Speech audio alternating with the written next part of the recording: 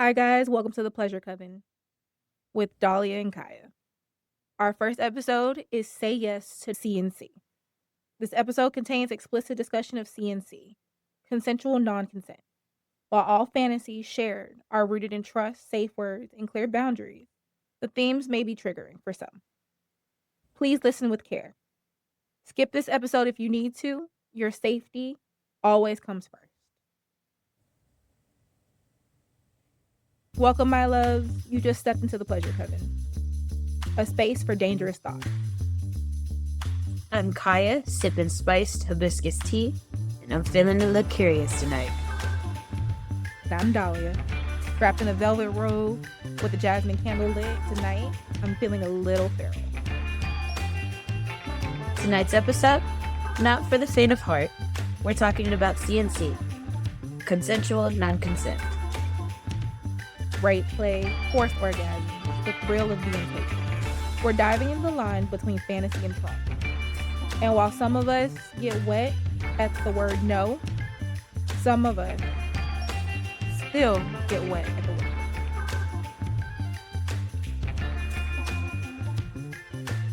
So I want to start out tonight with a little bit of a confession. I didn't prepare for consent, non-consent the first time I tried it. I was dating this guy. He was completely hot. And I was like, okay. I read Consent, Non-Consent in a book. And in the book, girls were getting chased through the woods by like these masked men. It was insane. I read it in a book and I should have known better. That you have to plan these things out. And I did not. I decided to give him a lot more control than I should have. I was not dressed for the occasion at all. I let him pick the woods. And I went out there in a trench coat with some black lingerie and some scrappy gold heels. They were Manolo. They were expensive shoes. Now, we're talking about in the middle of summer in Florida humidity. Why I thought this was a good idea? No idea. Dahlia was like, he's hot. I'll try it. It'll be okay. No. Where I went wrong is that he knew the woods and I didn't. So I came in on a whole different side than he came in on. And when I saw the signal to flash the flashlight twice, and that was our signal, right? When I saw the signal, it was too far away. So I was like, okay, well, I'll walk towards the light. I'll be careful. I'm getting tore up by mosquitoes. Whole thing. When I get to this clearing, it has little trees, but you can still see like the vegetation. It got moss and stuff hanging down. I get caught, but I was not caught by my partner. It was somebody completely different. I did what every sane person would do. I hauled ass. I'm running through the woods. I'm tripping over myself. I broke a heel. I'm screaming. I think I tried to climb a tree in heels. That is impossible. So I kept running. I fall down this embankment and I twirl and I fall. If I was trying to really get away from somebody, I could not because they would hurt me. It was like a bull in a china shop. I landed in this icky water. I don't know what was in the water. I'm wet and covered, mascara running. I smell like outside. I got moss in my weave. It was bad. And then I get caught by my partner. And I'm like, oh my God, run. We didn't even get to, are you okay? It was run. I'm trying to run. So I go the opposite direction and run right back into the other masked dude. Now I got two masked dudes staring at me in the face. And I'm like, I didn't sign up for two dudes. Then I hear some more noise. And I look up and it's like this 5-foot chick running down screaming a safe word. And my partner.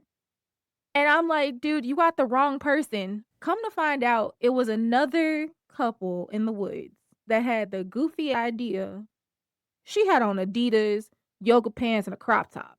My ass looked like a Playboy bunny that just got off set with broken heels, moss in her hair, and eyelashes hanging off. I looked a hot mess. The other dude starts chuckling and then he takes his mask off, y'all. And when I tell you he looked like Zayd Meadows without the scars, I was like, oh my God. He's 6'5", gorgeous green eyes. He is a beautiful king. Looking at him, he's just scrumptious. And he's 6'5". I got these two giant dudes looking at me, y'all. And I'm like, we about to get chopped up in little pieces. He takes his mask off and then he apologizes. And then he's just staring at me and staring at me. I didn't know what to do. The story didn't end terribly. I ended up having a foursome with everybody involved. I really think I started dating the dude after that, but I can't remember. Obviously, it probably wasn't that good if I don't remember, or it's just probably because I consumed a lot of wine and smoked a lot of herb that night. I was totally not sober. I just don't think that's the time to be sober. I was gonna run through the woods like a crazy person, which I did, but I also got laid. I got regular dick and strange dick at the same time. And then on top of that, I took his girlfriend too. I had a good time. But I Listen, wouldn't suggest not using safe words. I think that's what people don't get. CNC isn't about wanting to be violated or taken advantage of. It has nothing to do with that. It's more so about trusting someone enough to let them ignore your stop because you're asking them to.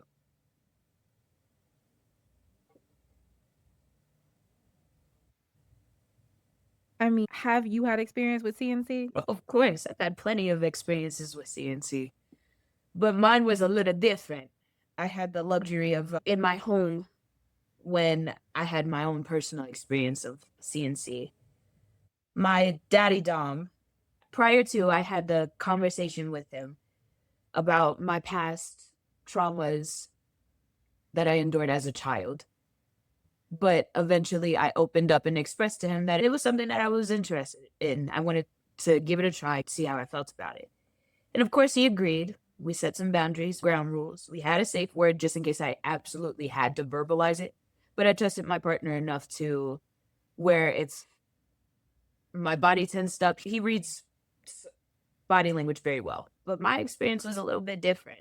I enjoy a form of CNC known as somnophilia. For those of you that don't know what it is, it's when one partner pretends to be asleep while the other one engages sexually with them while they're pretending to be asleep. I remember we had eaten dinner, took a shower, and then I climbed into bed. The next thing I remember was the lights got dimmed, the candles got lit, we had soft, slow jams playing in the background. It was really nice. Romantic little scene. Only for him to come into the room and he's asking, well, babe, are you asleep? I'm not responding because I'm supposed to pretend that I'm asleep.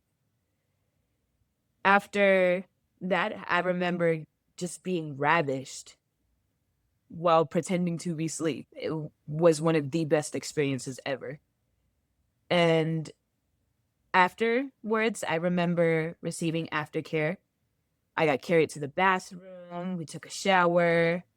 After that, I got carried back into the room, laid in the bed, and we talked about our experience and if we enjoyed it, if it was something that we would do again. Did I enjoy myself? And of course, to all of those questions, I definitely got a kick out of it. It was absolutely fun. Like I said, 10 out of 10, I would definitely recommend.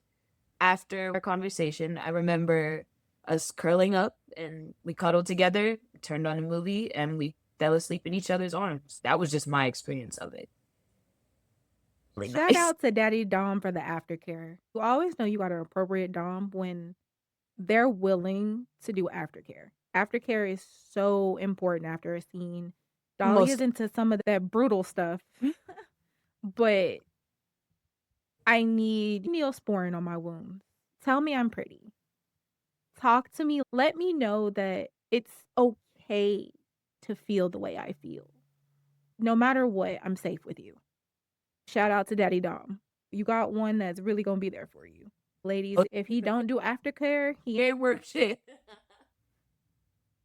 So CNC is basically a kink where you give your partner permission to pretend they're violating your consent, even though every detail has been agreed on ahead of time. This is important because it is pretend violation. If violation is involved, you are being taken advantage of. That is a red flag. And that is sexual assault. We, by any forms, do not condone rape or sexual assault of any gender, any race, any creed. Scenes include things like rape, play, or home invasion, forced orgasm, verbal domination. Keep these things in mind. Some people like the surrender. Some people like the power dynamic. And others just like the feeling of blissness that comes with it. How trusting you are with your partner when you're acting out a scene. It varies dependent on the person. CNC allows you to flirt with danger, the illusion that you're powerless, when honestly, in most situations, you have all of the power. The key here is this kink is only safe when it's fully consensual. Not just one person has to be giving the consent. It has to be both people involved. You have to make sure that you negotiate the scenes, the limits, and the safe words. Safe words can be verbal or physical, like taps, tokens, or linking twice. No one plays with fire and just walks away. You need grounding, water, warmth, cuddles. To ask the real question, can strangers safely do CNC? In my opinion, I couldn't do CNC with a complete stranger. The CNC was still consensual between me and my partner, and CNC was already consensual between him and hers. We kind of just meshed them all together and came out with something beautiful. I wouldn't say if I saw him in a bar and be like, oh, yeah, come, let's play. Like, no, that doesn't work like that. It's a lot that goes into that. It's a lot of trust that goes into that. I don't care how loaded you are or what you're doing. It has to be a serious negotiation. And I don't think this is something that you can have on the first date. Maybe a third, but first date, no. You and I got two completely opposing views on that. I need at least several dates and maybe like an additional 2 more months before I start engaging in CNC. I do agree with you on the fact that I don't agree with the idea of doing it with a complete and total stranger. I have to know you. I have to trust you. I have to know where your mind is at. Not something I would engage in with a stranger. You separate trauma from fantasy. I definitely believe that is possible. Like I expressed earlier, I endured some pretty heavy sexual trauma growing up from the age of 3 up until I was 13 with a different guy, of course. It was just like, okay, I would never engage in nothing like this because I viewed it as rape. Doing a little bit of digging and learning a bit more about what CNC is, you have to trust the person you are with. If you're going to feel like you're reliving that trauma all over again. Hence Yeah. the reason I said I wouldn't do it with somebody I just met. I wouldn't do it with a complete stranger. For me, I don't put myself in a situation, especially if I'm doing CNC or any type of kink. It's better to not put yourself in situations to be triggered. For instance, your girl Dahlia loves to be choked. I can be choked until I pass out, but I couldn't engage in CNC or certain types of kinks where choking until I pass out is acceptable because probably have a panic attack by the time I wake up and come to. We're definitely gonna be done because I'm gonna be fighting. And then 3 is just it's completely traumatizing for me. Just know your limits, know your hard limits, know your soft limits, know any type of kink relationship, it is important to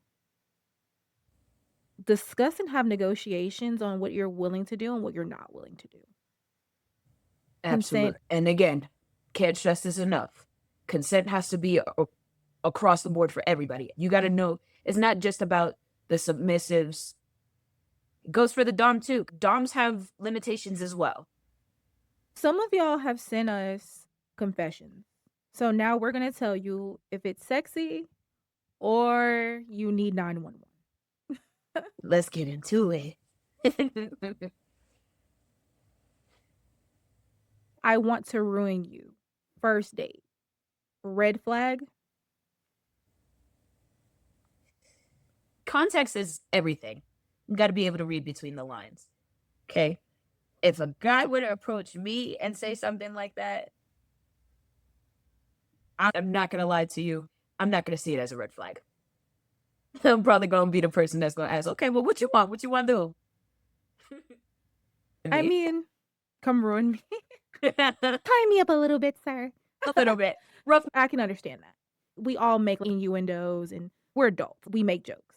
It can be very sexy. I don't think you need 911 yet. He said, I'll ruin you, not that I'm going to put you in my wall and feed you to the pigs. It's totally not the same. So I would say that one is sexy and it's okay.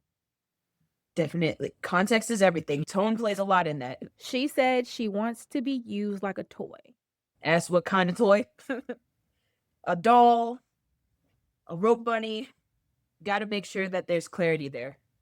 You need clarity before you bring that fantasy to life. It's essential. I want to be somebody's rope bunny. I want a daddy dom too. That give me aftercare. Use me like a doll. Spit in my mouth. Do strange things to me. Business, choke me, slap me. A safe kink is a specific kink. Seriously.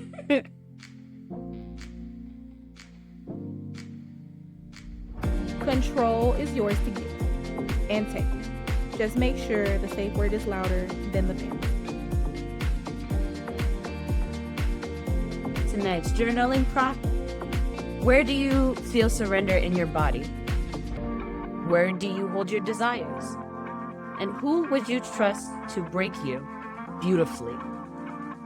That was our first episode, y'all. Next episode, soft dom energy.